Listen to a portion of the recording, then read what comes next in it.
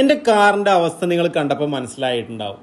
ആകെ അലമ്പായി കിടന്നിരുന്നാണ് ആ കാറിനെ ഇത്രയും കുട്ടപ്പനാക്കി തന്നിട്ടുള്ള ഒരു ടീമുണ്ട്. അതും നമ്മളുടെ വീട്ടിൽ വന്നിട്ടാണ് ഇത്രയും പെർഫെക്റ്റ് ആയിട്ട് വാഷ് ചെയ്ത് തന്നത്.